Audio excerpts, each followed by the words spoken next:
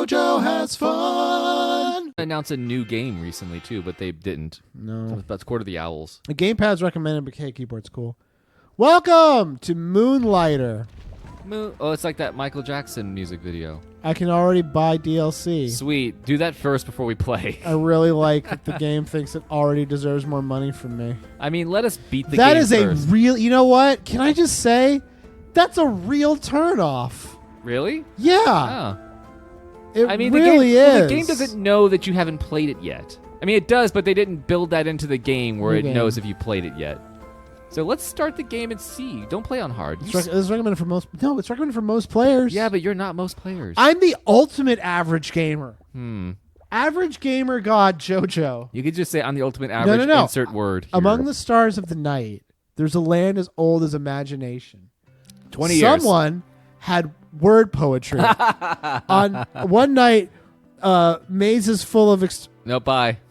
They call them dungeons. Strange, ever-changing... Yeah, it's a roguelike. Okay, yeah, we get it. Great. Fantastic. I've never been able to get into roguelikes. Yeah. Soon a village of the slightly curious took root near the dungeons. They called them Renault. I need to have, like, intent in my games.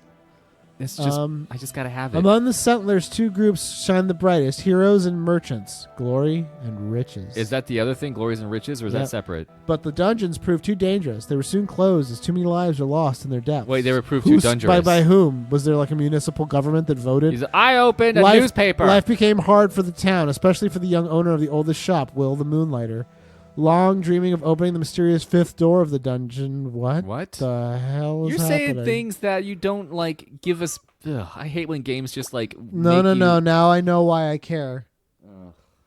Oh, Jeff, come on. You know, maybe we're getting too old for games. Here's the thing. You know that it's... you know it's a struggle with games when, like, House Party is, like, the House peak... Party was fun. It's been the peak of the games we've played tonight. Well, House Party was just, like, a fun game. So is this... This is a roguelike? Yeah, we know how they work. This is how I move around. This is... not what I thought it was going to be. No, it's not. I thought it was going to be something entirely different. Well... That was going to be kind of a platformer, actually. Hang on. Nope, same thing. So let's go that way. You can roll. I can roll now. You can L1 to L1. L trigger to L trigger. Oh, you just fell on the ground, weirdly enough. That's great. That's just dynamite. That's some good collision attack. Oh, a monster! So I just avoid... So are you... Do you not get to fight things? Do you just avoid... it? Oh, God. Thank God we're only doing one episode of this. Not a fan? I've never been able to get into roguelikes. There's some that I've played more than others. Well, this is like... you know Binding of Isaac? Yeah, that's what I was going to say. That's the only roguelike that I've kind of gotten into and played more than 10 minutes of. I have only played 10 minutes of that game. I just can't get into it. It's just, there's something about the whole, like what is it? The where rooms are created through the AI. What's it called? Procedurally generated stuff. Like, yeah. I don't like randomized things that much. Like, in some respects, it works for certain parts of a game, like random encounters, and, like, you know, certain games have, like, weapons that will be sort of, like, randomized that you can get. That's cool. But, like, the whole game, not really my thing. Well, they want you to like it. They want every adventure to be unique. That's sort of it's not unique if no one put thought into what was going to happen. Oh, I guess that's true. Like, it's sort of what the issue was with like No Man's Sky, is that it's like, oh, it's procedurally generated, there's a bazillion places you can go, but none of them matter because no one put any effort into creating one place. Like, all the places you could go to are just random places, and no one was like, I'm going to create this cool world with this cool idea. This right now, this is a lot happening right now. What I would have... So, can I just say what I thought dead. this was going to be? What'd you think it was going to be? So I thought what this was going to be was like a shop management simulator. That's what I thought this was. Well, maybe it is. Hang on. Can you do stuff out here? Oh, you died. I think I was supposed to lose there. Yeah, you're supposed to die. It was very... it's the Dark Souls of roguelites. What is your least favorite trope in games? An opening cutscene that tells me why I should care. Give me an example of a game that does that. I know there's a bazillion. Moonlighter. No, I really hate it. Before we played Moonlighter, what was the game that came to mind when you thought of that? Oh, God, there's so many. I mean, a lot of them. this. It's like an FMV cutscene that just tells you things. So many. So many games. So what a sorry-looking kid. Okay, thank you, Cena. Oh, keep going. All alone now. Rest for a bit, Will. I have you now. I died. I was eaten by monsters. I'm your next of kin. Your shop is mine. So, like, if there's an opening video of some kind, because I have to be careful, because there are some times where this works. Well, I mean, sometimes it if happens. If it's an opening video, I don't want it to have my character in it. Okay. If my character is in it, that's something I could have just done in the game. Okay. That's how I see what you're saying. That you're missing out on like important gameplay. I could have if it was important and it mattered and it made me care. Like, why wouldn't you let me do it then? Why would you just tell me I did it? Let's see here. Did that a little merchant buy it off when he could shoot? Well, listen to me. The hard truth is this. This game's not You great. are the last of your family, the only one left to run Moonlighter. Don't we know this already? Yeah. That's why it's annoying. It should have started here. You can't keep pushing yourself. I know. Risking your life on the fifth door nonsense is foolish. Just leave it. Find some artifacts to use your pendant to get out of the dungeon. And for Crater's sake, stop using that broom. It's dangerous to go alone. That's a reference. It's mine from the back. Use it. Have a little. Yeah, because look, he's an old man. Yeah. Ba ba ba ba. I tweeted a photo of Holly and Danielle, and then a picture of the TV screen with House Party on it. Yeah. And so far, 3 people are like, "Oh no." Oh no. Oh God. Oh God, no.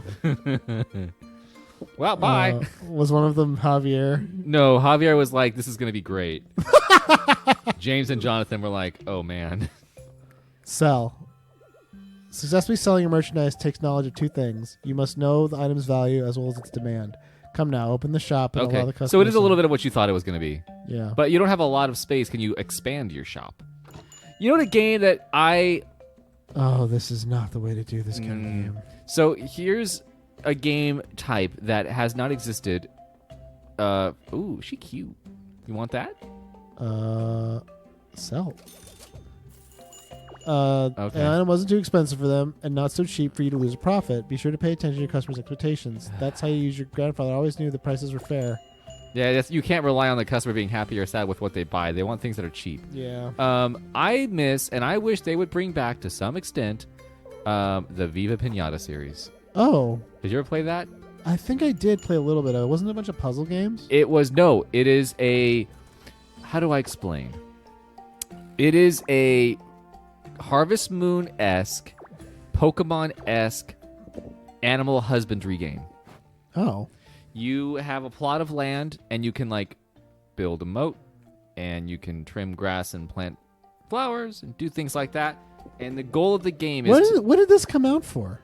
Viva Pinata? For Yeah. 360. There were 2 of them. Oh. And the goal was, as you did things in your garden, in your little area... Animals would be attracted to it, pinata animals. And certain things would attract certain pinata animals. And if you met certain requirements, they would then stay in your garden, and they would build little houses. You could make a little house for them. Okay. And then it was a whole sort of like snowball effect of like, oh, I've got this pinata to come to my garden, which attracts this other pinata, which then I have to plant these types of flowers to attract this type of bee that this pinata likes. And it was sort of this whole kind of like figuring out the puzzle pieces. So in a way, it was a puzzler, but it was also kind of like Pokemon where you're collecting pinatas. Okay. And it was adorable, and I loved it. But also, they had sex. I love that. Yeah. The pinatas had the sex. I'm a fan of that. Yeah, they did a pinata dance, and it was always cute. That was an FMV that you got to see. Yeah. Yeah. That sounds fun. Not censored, let me tell you. Oof, All the candy came out. Ew. Well, now I'm uncomfortable. You could kill a pinata by whacking it, and then it would just explode and candy would go I don't everywhere. want to kill anything now. I want them to fall in love. You could do that. You should. That would be an amazing. Kim would love that game. I think you're right. I gotta How get do I her not know about that? You don't have it? I did at one point. I don't think I do anymore. But it's not like a hard to find thing. That's probably for sale for cheap. I'm gonna look it up right now. Yeah. And it's on 360, so you know it's. well, 360 available. 360 is you know what? The 360. As the older I get, the more I think about it. Like, probably one of the best consoles I've lived through. Yeah. PS2, I also really liked, but I think that like 360 was the first console where I was like the technology and games. Oh yeah, like, I forgot to hit the really, timer, so I'm gonna put it at 6 minutes right now. Oh, sure. Yeah, you can get it at GameStop for $10. Oh man. The first one's the best one. There is a secret. There's a second one, which I was okay with. It didn't do much to expand on like the lore, but there is also like party games. That's probably what you were thinking of. Yeah. So here's the thing that we say that a lot. Do you ever realize that? What? Here's the thing. Here's the thing. You're right. That's kind of like our go-to thing to say. Yeah. It's our way of interjecting by being not super mean, but then there's occasionally when we'll just be shut up, stop talking. I gotta say my thing now. Or we say, here's the thing. Here's the thing. Escaped with the pendant. Did you go to town? Oh, this game is like 4 different games at once. It's kind of like Stardew Valley, and it's got a little bit of Darkest Dungeon in it. It's got a little bit of every bit of game that I don't care for. The young proprietor of Moonlighter has returned. You look intact. Finally learned to use that pendant, huh? It's about time, boy. What are you holding? Oh, is that Shard of the Dungeons? Where did you get this? You found old Pete. He's dead? Dead. See, this is what happens when you chase us behind that door. Leave it, Will. Just get artifacts. You need them for the Golem Dungeon. Capitalism, Will. Now I noticed some posts on Townbar that may interest you. Oh my God! Let us learn one part of the game before trying to involve. What does it want me to do? It wants you to. This game is just it's just trying to be a lot. That reminds me of a movie Danielle and I watched. It was a horror movie, and I don't remember the name of it. And I'm going to try and give you a quick synopsis of it. Oh yeah, the curse of the witch's doll, and it opens. Curse of the Witch's Doll. It opens with like the text like 1662, and there's like a hand that's like got its little fingers on like a creepy doll, and it's just like, I impart my power on you, and then you see like a witch being dragged away and potentially burned, right? And then it jumps ahead to like 1942, and there's a woman and her daughter in like the woods, and it's like 1942 with the bombarding of London, and they're going to the wilderness, and they're going to go stay in another house, and then you think that there's this doll that the little girl can see. And the mom, she starts to see it too, and it's going to hurt him. And then you find out that, oh no, spoiler alert for this movie. Oh no, the girl didn't survive the bombardment. They're actually at a mental hospital, and it's all on the mom's head. What? Like, oh no. And then like the doctor then is going to like, what's it called where you take a part of their brain? Not lobotomize the mom. So it's a little bit like, because the mom's still seeing things, so it's a little bit like Sucker Punch the movie, which isn't good. Sorry everyone who likes Sucker Punch. None of you. A lot of people like that movie that follow us on Twitter. What? I saw a fight break out over it. Not really? Too long ago. Yeah. Oh my God. That movie is legitimate trash. I'm sorry. And I don't get super intense about like definitives because I like just to be like, some things are good. No, not that movie.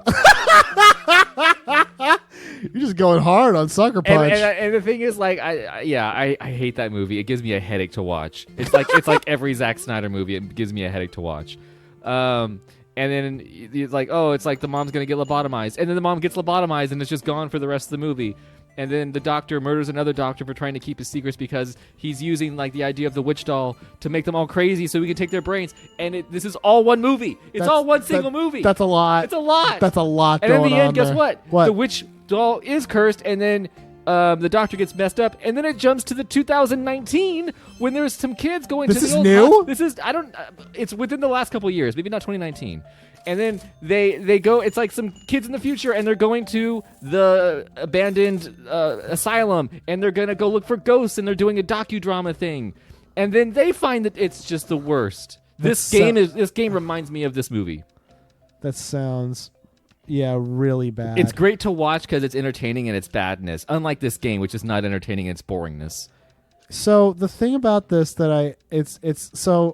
it's kind of doing what I wanted it to do, but not to the extent that I wanted it to do it.